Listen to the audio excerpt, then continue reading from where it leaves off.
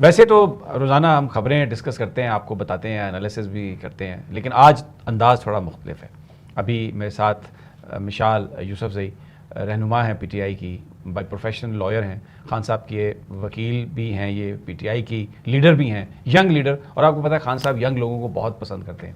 آج ان کو اس لیے میں نے اپنے ساتھ بٹھایا کہ یہ خان صاحب سے ملاقات کر کے آئی ہیں. 1 گھنٹہ اٹک جیل میں جج صاحب جو ابو الحسنات ذوالقرنین ہیں، دہشت گردی کی عدالت کے جج ہیں، سائفر کیس کی بھی خصوصی جو عدالت ہے اس کو بھی وہی ہینڈل کر رہے ہیں. تو یہ باقاعدہ اجازت لے کر انہوں نے ملاقات کی. تو ایک عام سوال ہے آپ سب کے ذہنوں میں کہ خان صاحب کی زندگی وہاں کیسے گزر رہی ہے؟ کیا خان صاحب کے ساتھ کوئی مذاکرات کر رہے ہیں؟ کیا خان صاحب اپنے لیے کوئی سہولتیں مانگ رہے ہیں؟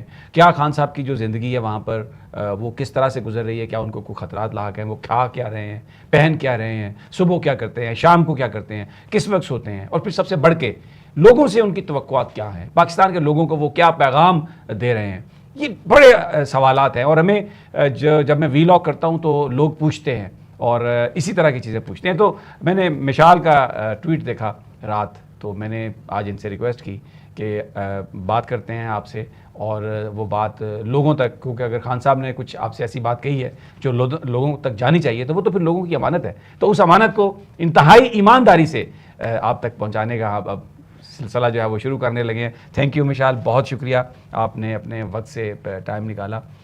شروع اس طرح سے کرتے ہیں کہ آپ نے عدالت سے درخواست کی کہ آپ کو اجازت ملے، آپ کو اور چند اور وکلاء کو اجازت ملی، تو آپ پہنچتی ہیں اٹک جیل. سب سے پہلے وہاں پر کیا ہوا جب آپ پہنچی؟ تو پہلے تو سمیع صاحب آپ کا بہت شکریہ یہ موقع دینے کے لیے کہ میں خان صاحب کا احوال قوم تک پہنچا دوں. جب ہم اٹک جیل پہنچے تو 2 بجے کا ٹائم تھا. ہمیں کہا گیا تھا کہ 2 بجے تک پہنچ جائے تو آپ کی ملاقات کرائی جائے گی. ہم 2 بجے پہنچے. اٹک جیل کے باہر ہمیں 15-10 منٹ رکوایا گیا. اس کے بعد چونکہ یہ کہتے ہیں کہ 1 کلومیٹر 2 کلومیٹر کا راستہ ہے کہ پیدل طے کرنا پڑتا ہے، تو ہم نے کہا ہے کہ ہمیں گاڑی کی اجازت دی جائے تاکہ ہم اٹک جیل تک جائیں. تو ہمیں اجازت دی گئی. اس پورے پروسیس میں 20-25 منٹ ہوئے اور بالآخر ہم خان صاحب تک پہنچ گئے. یعنی ابھی خان صاحب تک نہیں، جیل پہنچ گئے؟ جی جیل پہنچ گئے ہم جیل پہنچے تو ایک بڑا سا سفید دروازہ تھا، تو ہم وہاں پہ انٹر ہوئے. اور اچھا، ویسے بڑی حیرت ہے، میرا خیال تھا کہ کالا دروازہ ہوگا. نہیں، بڑا سا سفید دروازہ تھا، ہم اس میں انٹر ہوئے. چیکنگ ہوئی. ہم اپنے ساتھ خان صاحب کے لیے ایک جائے نماز، ایک پٹانوں والی ٹوپی اور کچھ کتابیں لے کر گئے تھے. کتابیں کون سی تھی؟ کچھ جو ہے نا انگلش بکس تھی ساری، لیکن 2 اس پہ پٹھانوں کی ہسٹری کی تھی. اچھا ٹھیک ہے. سب کانٹیننٹ کی ہسٹری کی تھی اور کچھ اسلامک بکس تھی، حضور صلی اللہ علیہ وسلم کی زندگی کے بارے میں تھی. تو وہ ہم ان کے لیے لے کر گئے تھے. تو وہ بکس ہم نے جیل حکام کو ہینڈ اوور کر دی کہ ابھی خان صاحب آ رہے ہیں تو آپ نے ان کو دینی ہے. اور ایک ہم اپنے ساتھ قرآن شریف لے کر گئے. اچھا ٹھیک ہے.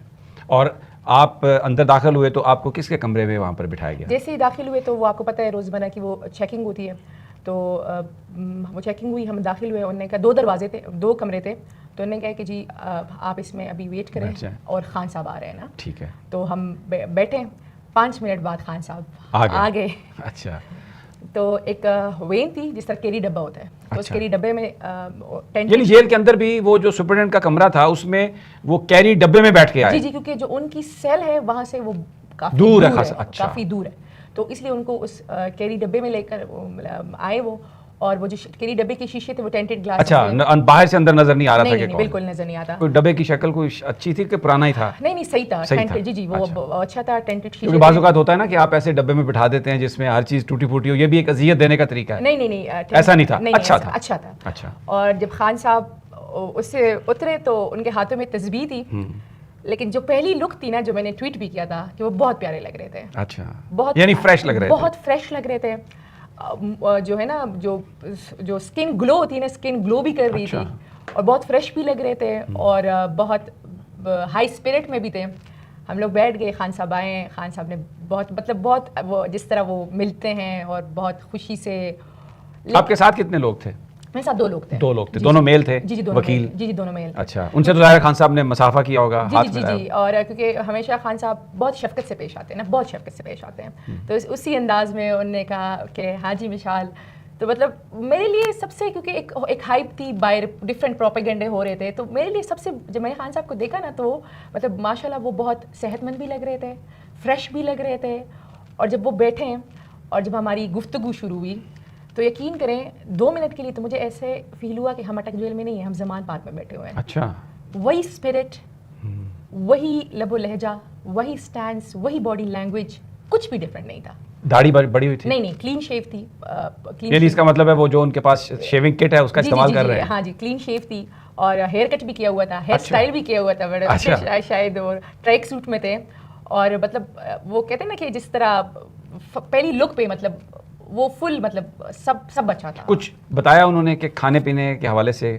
جی, میں نے ان سے پوچھا کہ خان صاحب سیل کی کیا فیسلٹیز ہیں. تو خان صاحب نے کہا کہ سیل تو وہی ہے, چونکہ یہ جیل بہت ہی پرانا ہے, آپ کو پتہ ہے پارٹیشن سے پہلے کا جیل ہے.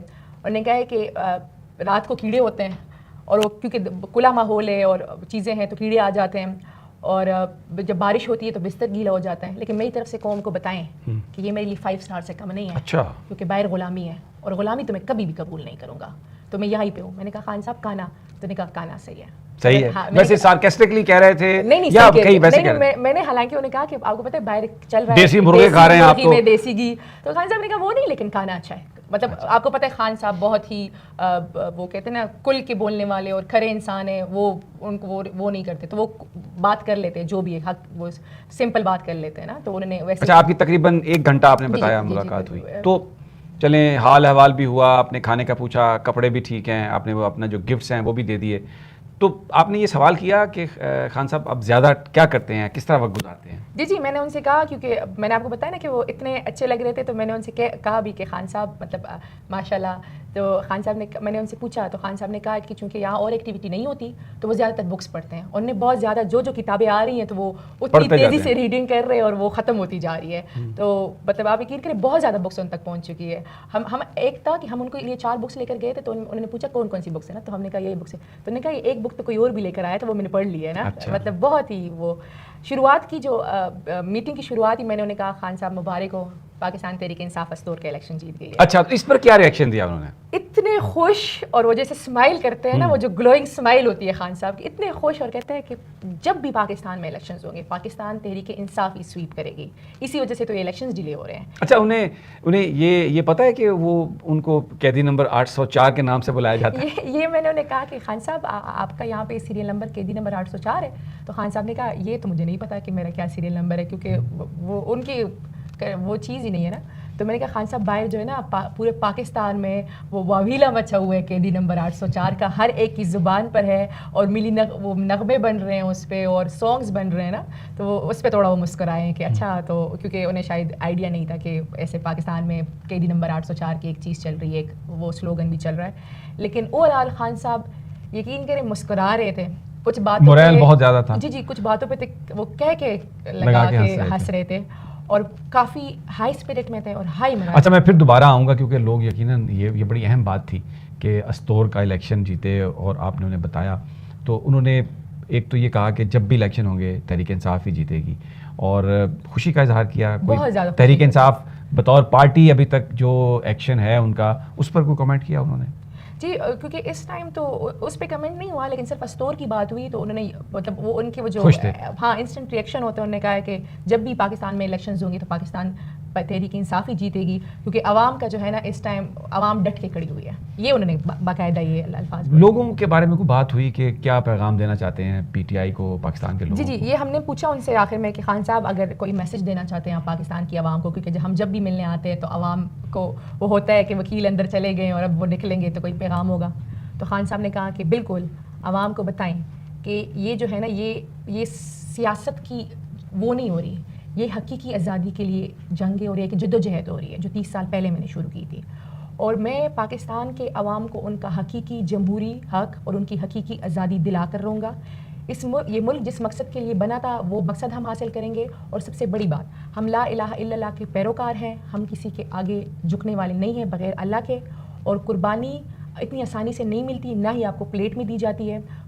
جو آزادی, تو آزادی کے لیے آپ کو قربانی دینی پڑتی ہے. میں نے قربانی دے دی ہے, میں آگے بھی قربانی دینے کو تیار ہوں, لیکن اپنے کاز سے نہیں ہٹوں گا.